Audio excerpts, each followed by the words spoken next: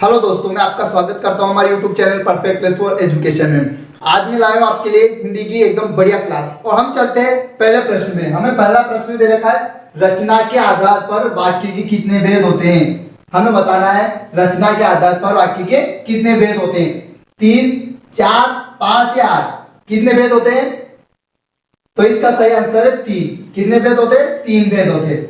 मैं तीनों बता देता हूं आपको। पहला है सरल वाक्य। क्या है? सरल वाक्य। दूसरा है संयुक्त वाक्य। क्या है? संयुक्त वाक्य। और तीसरा है मिश्रित वाक्य। क्या है? मिश्रित वाक्य। ये तीनों वाक्य होते हैं रचना के आधार पर। तो 8 क्या होता है? 8 होते हैं अर्थ के आधार पर। क्या होता है? अर्थ के आधार पर 8 प्रकार के भेद होते हैं। ठीक है। और रचना के आधार पर 3 होते हैं। तो हमारा सही ऑप्शन है ए वाला। ठीक है। अगली की ओर चलते हैं। अगला हमें दे रखा है साक्षर शब्द का विलोम शब्द क्या है। आपको बताना है जो साक्षर है ना उसका विलोम शब्द क्या है। ठीक है। इसका नाक्षर, निरक्षर, निक्षर या निराक्षर। आपको सभी एक जैसे ही लग रहे होंगे, लेकिन आपको इसमें से सही बताना है कि इसमें सही कौन सा है। तो इसका सही ऑप्शन है निरक्षर। ये तो ऐसे ही आपको बहकाने के लिए रखा है, बाकी इसका सही ऑप्शन है निरक्षर। क्या होता है? साक्षर का होता है निरक्षर। कहीं निराक्षर लगा देते हैं, लेकिन ये गलत है। इसका सही ऑप्शन है निरक्षर। ठीक है। अब हमें अगला दे रखा है पर्वत का पर्यायवाची नहीं है। अब आपको बताना है कि पर्वत का पर्यायवाची में से कौन सा, मतलब एक अलग है। 3 इसमें से पर्यायवाची और एक अलग है। तो आपको बताना है वो अलग कौन सा है। मतलब इसमें से एक पर्यायवाची नहीं है पर्वत का, वो बताना है आपको। गिरी, शेर, तड़ाक या धराधर, इन चारों में से कौन सा पर्वत का पर्यायवाची नहीं है। तो इसमें से सी वाला, ये तड़ाक का पर्यायवाची नहीं है। तो फिर ये किसका पर्यायवाची है बताइए? ये है तालाब का। किसका है? तालाब का पर्यायवाची शब्द है। ठीक है, याद रहेगा, तालाब तालाब का पर्यायवाची शब्द है। ठीक है। अब हमें अगला दे रखा है चौथा, भारतीय में कौन सा प्रत्यय है। अब आपको बताना है जो भारतीय शब्द है इसमें प्रत्यय क्या होता है। सबसे पहले प्रत्यय वो होता है जो शब्द के पीछे लगता है, और उपसर्ग वो होता है जो शब्द के आगे लगता है। ठीक है। क्या लगता है? शब्द के आगे लगने वाला उपसर्ग और शब्द के पीछे लगने वाला प्रत्यय। ठीक है। तो आपको बताना है भारतीय में कौन सा प्रत्यय है।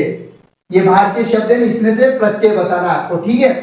तो इसका प्रत्यय ई, ती या इति, इन चारों में से कौन सा सही है बताइए। ठीक है, मैं बताता हूं।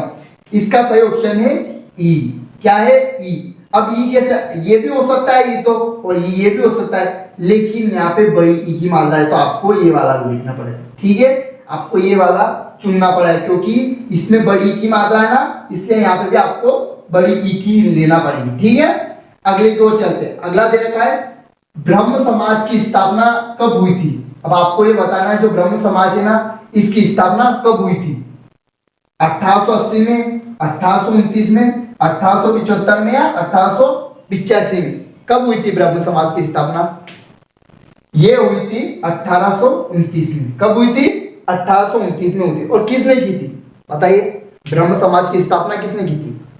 ब्रह्म समाज की स्थापना की थी राजा राम मोहन राय ने। किसने की थी? राजा राम मोहन राय ने।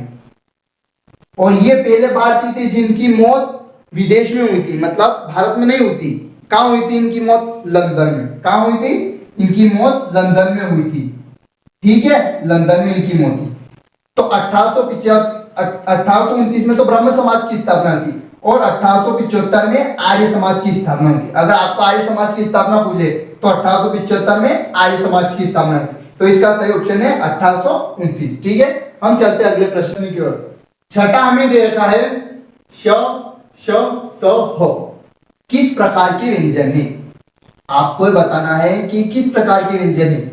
आगत व्यंजन है, ऊष्म व्यंजन है, अंतस्थ व्यंजन है या संयुक्त व्यंजन। मतलब आपको बताना है कि स्पर्श व्यंजन है या ऊष्म व्यंजन है या संयुक्त व्यंजन। आपको इसमें व्यंजन बताना है। ठीक है। तो ये श, श, स आपको ये क्या लगे बताइए। आप गेस कीजिए, मैं बताता हूं।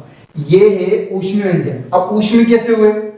आप जब इन्हें बोलोगे तो इनमें से गर्म हवा आएगी। क्या? ये गर्म हवा। आप बोल के देखिए एक बार। श, आपको गर्म हवा आएगी।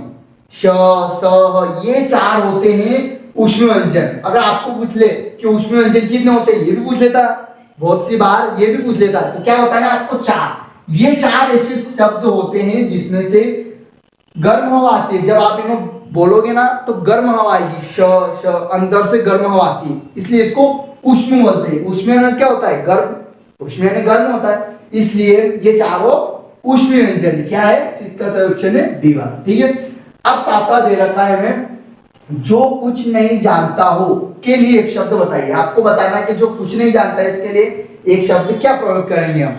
ठीक है, निज्ञ, अज्ञ, सर्वज्ञ, विज्ञ।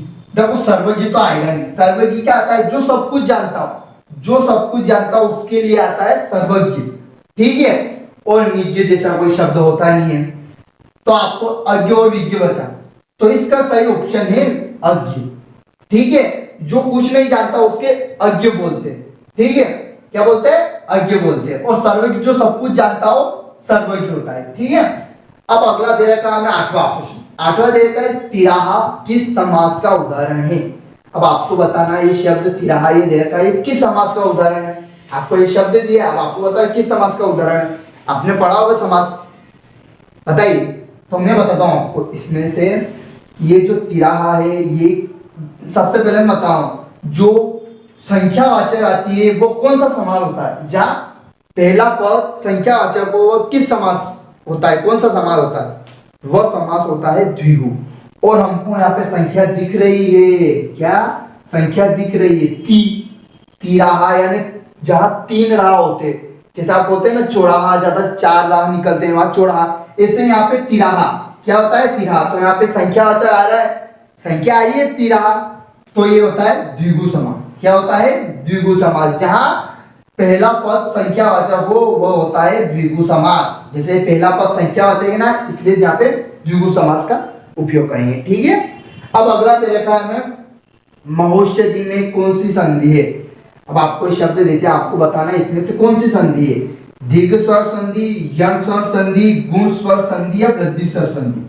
क्या होता है, इसमें से कौन सी संधि है, इसमें से है वृद्धि स्वर संधि। कौन सी है, महोषधि में वृद्धि स्वर संधि। अगर आपको इसका विच्छेद करने की बोलते तो इसका विच्छेद होगा महाधन औषधि। क्या होगा, महाधन औषधि, तो इसका हो जाएगा महोषधि। क्या हो जाएगा, ये इसका संधि विच्छेद है। कभी आपको संधि विच्छेद भी पूछ लेता है, तो इसका संधि विच्छेद है महाधन औषधि। और ये किस संधि का है, तो वृद्धि स्वर संधि का उदाहरण है। ठीक है, अब आखिरी प्रश्न आज का 10वां हमें दे रखा है, जो हिसाब किताब की जांच करता हो। क्या, जो हिसाब किताब, कभी दुकान पे बैठे होंगे, वो हिसाब किताब उसको क्या बोलते हैं, आदमी मान लो बड़ी दुकान है, वहां पे हिसाब किताब रखने के लिए आदमी रखता है, तो उसको क्या बोलते हैं, जो हिसाब किताब सभी संभालता है उसे क्या बोलते हैं, निरीक्षक, अक्षेक्षक, अकेक्षक, गणक या अक्षम। बताइए इन चारों में से कौन सा है। आपको सबसे पहले तो यहाँ पे जाएगा, लेकिन ये नहीं है, सभी का ऑप्शन अधिकतर यही आता है, लेकिन ये नहीं है, गणक नहीं है। तो निरीक्षक ये तो 100% लगाएंगे ही लगाएंगे, लेकिन ये भी नहीं है। कौन सा है, बी वाला। क्या है, जो हिसाब किताब की जांच करता हो उसे अंकेक्षक बोलते हैं। क्या बोलते हैं, अंकेक्षक, जो हिसाब किताब की जांच करता हो। तो निरीक्षक किसको बोलते हैं, निरीक्षक जैसे कोई अधिकारी होते हैं कि भाई आज के यहाँ का निरीक्षण करेंगे, वो निरीक्षक होते हैं जो निरीक्षक करने आते हैं। ठीक है, तो उसको निरीक्षक बोलते हैं। ठीक है, तो दोस्तों आज का सेशन हमारा यही समाप्त होता है। मैं फिर मिलूंगा आपको ऐसे मजेदार वीडियो में। जय हिंद, जय भारत।